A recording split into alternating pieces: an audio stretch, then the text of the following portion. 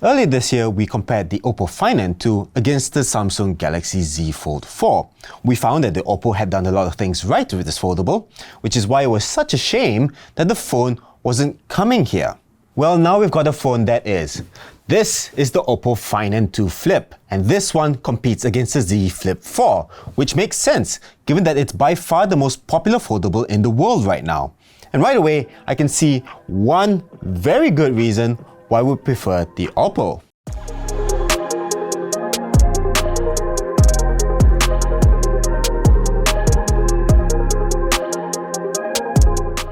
We've already talked about the new flagship hinge at length, but essentially it folds the screen in a teardrop shape, which not only makes the phone fold flat, but it also results in a far shallower crease than Samsung's foldables. Again, it's not creaseless, but unless you go looking for it by holding it up against the light, most of the time it kinda goes away.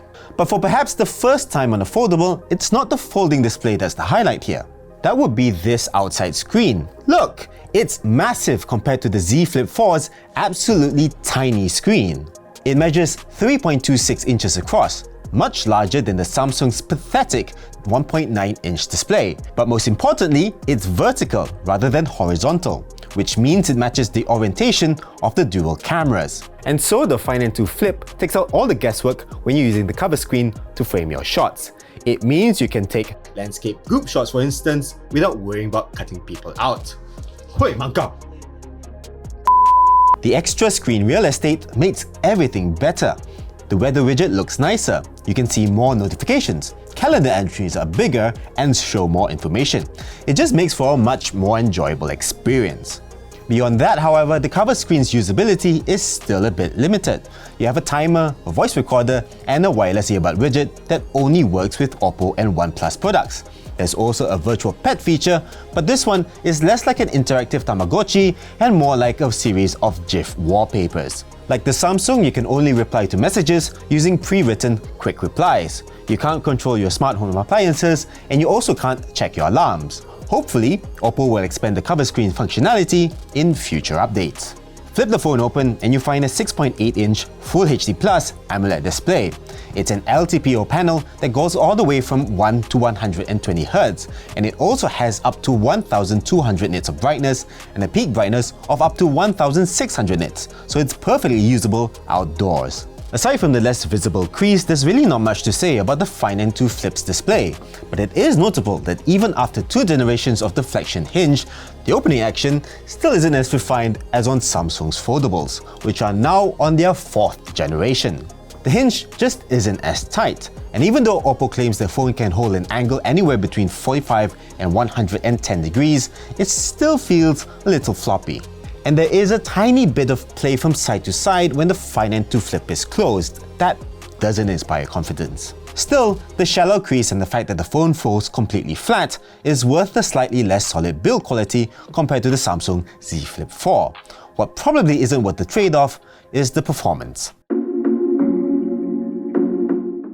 Unlike the Samsung and the larger Oppo Find N2, the Flip model swaps the Qualcomm Snapdragon 8 Plus Gen 1 chip for MediaTek Dimensity 9000 Plus.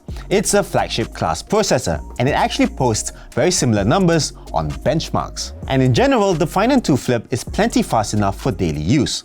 Animations are smooth, you can quickly switch between apps, and any sort of hiccups are few and far between. The issue I have is with gaming performance. See, most titles are optimized for Snapdragon chips, so even though the Dimensity 9000 Plus can technically go toe-to-toe with other flagship phones, it can't run games as well, so it's all just wasted potential. On graphically intensive titles like Genshin and Wreckfest, stutters are common, even at 30 FPS, and they really suffer when you're playing at 60 FPS. The thermal management is also so bad that the top of the phone gets burning hot very quickly, and the game you're playing has to drop the frame rate just to cool it down. Obviously, nobody's really going to buy this thing for its gaming prowess, but do bear in mind that even if you only occasionally play games, you might notice that your favorite title might not run as well as it would on a Snapdragon-powered phone. ColorOS 13 also wasn't exactly running its best at launch. The shutter lag was pretty bad, there were some UI glitches, and photos would never finish processing after you take them. You'd have to leave the camera app and go to the Photos app to see the full res image. Thankfully, all those issues appear to have been fixed in the latest update, so props for Oppo for getting them sorted reasonably quickly. Also, the Find N2 Flip is the first Oppo phone to spot 4 years of major Android updates and 5 years of security patches. Finally, this company is matching Samsung for software support, and it's very good to see. One area I've been impressed with is battery life. The Find N2 Flip has a 4300 mAh battery, which is much bigger than what you find on the Z Flip 4. I've heard lots of complaints about Samsung's flip phones not being able to last a day, but I had none of that with the Oppo.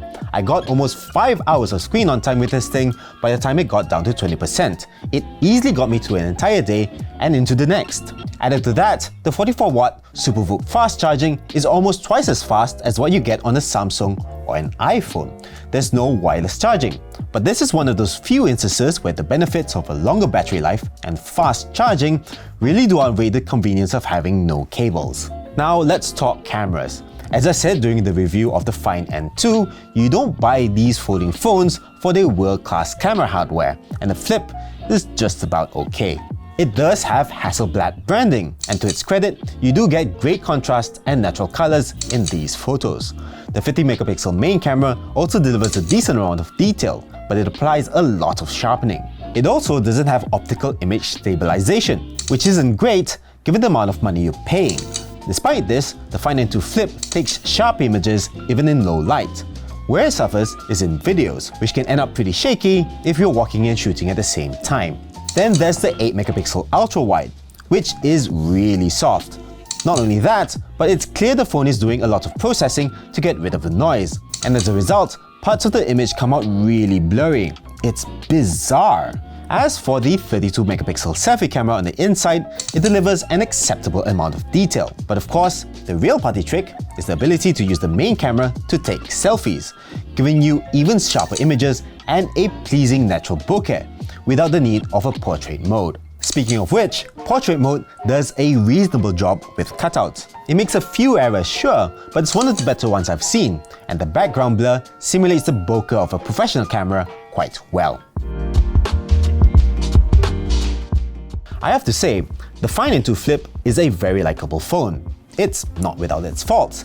The gaming performance is poor for the price, the image quality isn't exceptional, and the build quality isn't as rock solid as Samsung's foldables. And you can definitely see the compromises Oppo has made to this device. There's no IP rating for water resistance, and the stereo speakers sound tinny, even though they can get quite loud.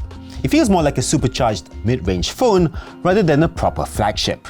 That's not the best thing in the world to hear considering the price. 3,999 ringgit with 8 gigs of RAM and 256 gigs of storage. That's exactly the same price as what a Samsung Z Flip 4 is going for nowadays. That's a ballsy move. But I keep coming back to this big cover screen. It truly changes the way you use the phone, and it makes it so much more enjoyable to take pictures with it. And the battery. This is probably the first flip phone that can truly claim all-day battery life. All things considered, the Oppo Find N2 Flip is probably the best flip phone on sale right now. Thank you so much for watching this review of the Oppo Find N2 Flip. I want to know what you think. Would you prefer this or the Samsung Galaxy Z Flip 4? Let me know in the comments down below. If you enjoyed this video, give us a thumbs up, subscribe to our YouTube channel, and ring the notifications bell icon so you don't miss any of our future videos. As always, stay awesome. I'll see you in the next one. Bye-bye!